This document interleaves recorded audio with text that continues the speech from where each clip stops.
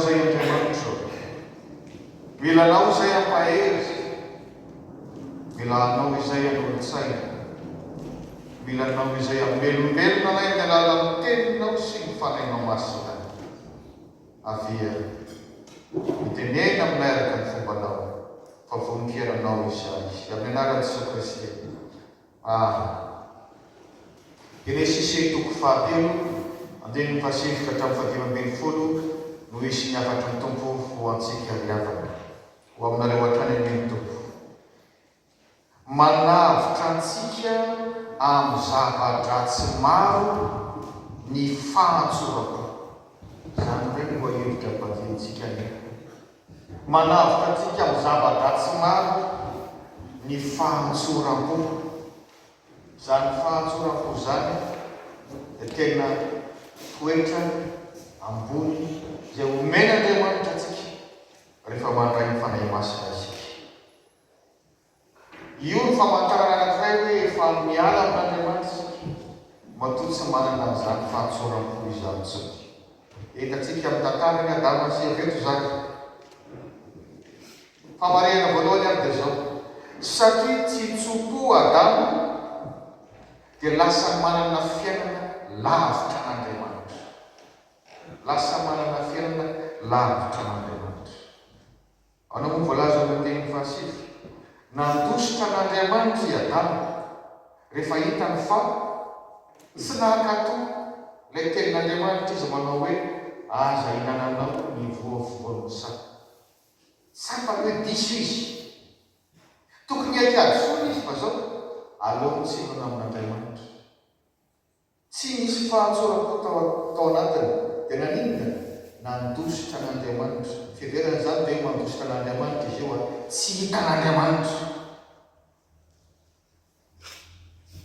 Azonao an-tsaina moa zany hoe fiainana lavitra n'Andriamanitra.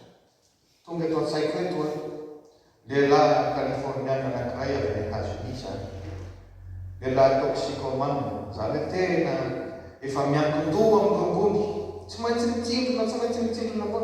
Ny tanany efa mivotovotoka, efa feno lavaka, ny lalan-drahany efa tena simba. Fa ilay izy satria efa miankin-doha izy dia tena hoe midina any amin'ny fiaina tsy hitana fiainana. Atika amin'ny teny gasy tsotsotra. Efa tsy misy fanantenana intsony. Ny ray ny fianakaviany efa manary azy, efa zay no izy. Na ny toerana misy azy, ny sanatriny manotony dia miaraka aminy satria dia ndray izy efa tena tsy ampy tsy misy olitsondroma intsony dia eo mitakoko ao. Kamintsika samy mahita an'ireto sary ireny voany amin'ny tamatsotra. Fa nisy fotoany filazantsara ny rahan'Andriamanitra mitovy taminy. Ary efa tena zara mateny vavany dia miteny misy vonjeo amin'ny vonjeo ao. Ireo no nanavitra azy, mitondra azy nakany amin'ny hôpitaly. Nanao désintoxication, nanao ny zavatra rehetra ny sabo azy. Ary rehefa sitrany izy dia tonga kristianina ao amin'ny fiangonana nisy andreo reraka ireo ka nijory vavolombelona. Tao anatin'ny teny nataony no hoe teny efa hitako izany hoe fiainana lavitra n'Andriamanitra. Tena hoe tsy mandarazy Andriamanitra, tsy mila izay vavaka, tsy mila mihaino tenin'Andriamanitra ny fiainako ihany izay ilainy nofoko ihany. Fa ny haiko sisa tsy miala ho zava tsy ny rahan'Andriamanitra ianareo reo dia tsy tonga toy izao tsy velona intsony aho ohatra izay. Ka nanaitra azy zay fitsona vavolombelona izay rehefa mahita amin'ity hoe fiainana lavitra n'Andriamanitra ty ao. Zany tokoa izy riavana. Tena tsy hitany mafika vetivety ao anatina volana taona vitsivitsy dia hitanao hoe io aranao fa any amin'ny poids de non retour. Na ohatran'ny fanirina te vavaka izany ary ohatran'ny tsy afaka intsony. Soa ihany. Matoa nisy an'ireo mirak'ireo nahita nytiraka efa mitako faty ity dia mbola mitady azy Andriamanitra ary zany nataony tamin'ny Adama eto. Adama aiza moa ianao? Adama io zany efa hoe tsy zany tsy mila Andriamanitra intsony, efa hiafina ty aho. Ainy mbola manaraka antsika hatrany amin'ny fahavoazantsika sy izay toerana heverintsika hoe tsisy mpahitany Andriamanitra mitady anao. Ary zany ny fifaliana Andriamanitra mitady atsika. Fa aza mieritreritra an'izany analavitra an'Andriamanitra izany. Fa mahita loza tahaka an'ilay toxicomane isika. Ka sao dia anenenana lahy. Famarihana faharoa dia izao. Rehefa tsy tsopo izy mivady miaraka mihitsy, dia lasa tsy mahay miaiky adosoana isiny. Na dia diso ara dia tsy mety miaiky hoe diso ao. Ary loza zany. Amin'aza aminao loza zay. Raha olona mbola manambady any ianao, loza ho azy vadinao hoe azo fijaliana manahirana be. Raha mbola mananjanaka sy ankonana any ianao dia tena iaretana fotsiny sisany. Ianao tsy mba miaiky adosoana mihitsy. Ianao ihany no marina, ianao ihany no manamariteny. Ny teninao ihany no henomy. Ary zany navy izy mivady teto. Rehefa hita fa nanota na andika ilay tenin'Andriamanitra, Andriamanitra dia mbola mampisaka sao dia mbola misy fahatsoram-poana ihany dia ho raiso. Dia Andriamanitra indray no mody manontany, angambony hinananao ilay votra tao fivoan'ny saka. Andriamanitra dia tsy mahay zavatra rehetra. Ary fantatra dama seva tsara zany hain'Andriamanitra ilay zavatra rehetra. Dia miaiky ve izy? Na adama, na eva tsisy miaiky. Ary tsy vita hoe tsy mba miaiky fa zao manilika ny fahadisoanany amin'ny hafa. Io vehivavy nataonao ihany.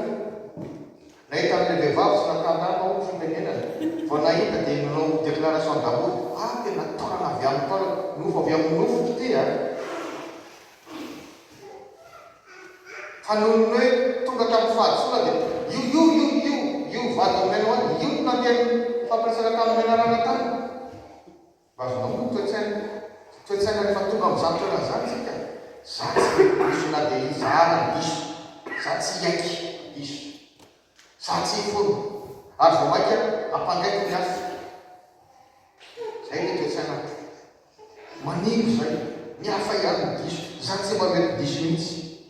Dia avy eo indray Eva koa nyfitran'izay rehetan'izay. Rehefa nanontanian'Andriamanitra fa ahoana reva ny nananao dia nahiriny tamin'izanay? Nahiriny tamin'ny menarana. Ilay menarana, na ohatsy anao nahalo zao tontolo zao, anatin'izany biby, io ilay menarana io. Menarana moa tsy mahay miteny. Dia tsy hita hoe ahoana. Hitanareo zany ohatran'ny hoe fanaranao tapahefana amin'ny lafiny iray. Ny patron be dia directeur ny ampiasana, dia tsy hita directeur zay atao fa io koa patron. Dia lasa directeur ny chef de département ndray bedesiny. Dia tezina angamba sy nalahelo chef de département dia le fivarotena indray no bedesiny.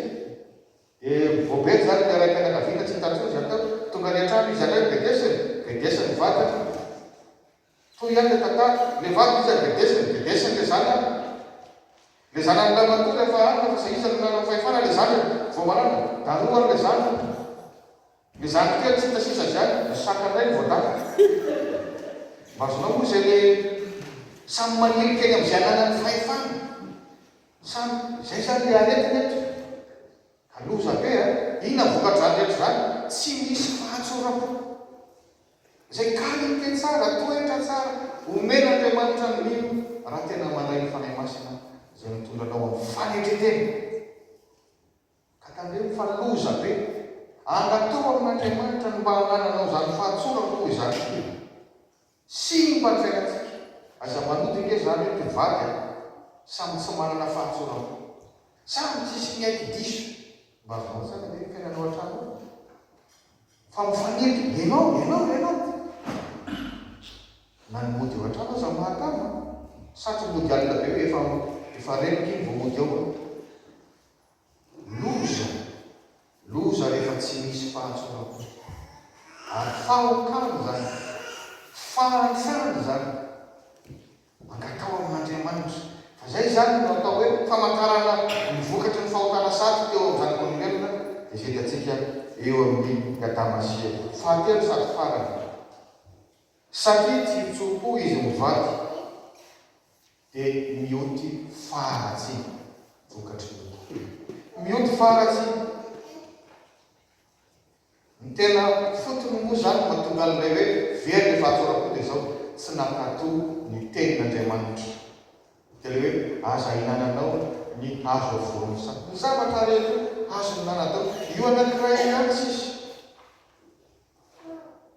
tsy hoe volamena be ny io na iny fa le mba leona fotsiny hoe izy raha izay ny mafetsika aleonao fa makatoa an'Andriamanitra ianao azy zay le tena fahotana tsy ny mihinana poma ra-poma le izy na ny mihinana zavoka le izy fa le hoe miteny Andriamanitra dia tsy makatoa isika zay le fahotana rehefa tsy makatoa isika dia tsy manana fahatsorako dia inona mivokana ka tsika mandeha ny 420 ka hatramin'ny 720 ny menarana voaozina ikisaka efa hitatsika izany ho ampirafesina amin'ny olombelona hitanao fa fampatahotra sy ataoko hoe mifandrafy tokoa rehefa mifankahita ny olombelona sy ny menarana andiny 420 ny vehivavy amin'ny fahoriana no hiterahana tsika lelafo kapaitsitafelo ny fitenenana fa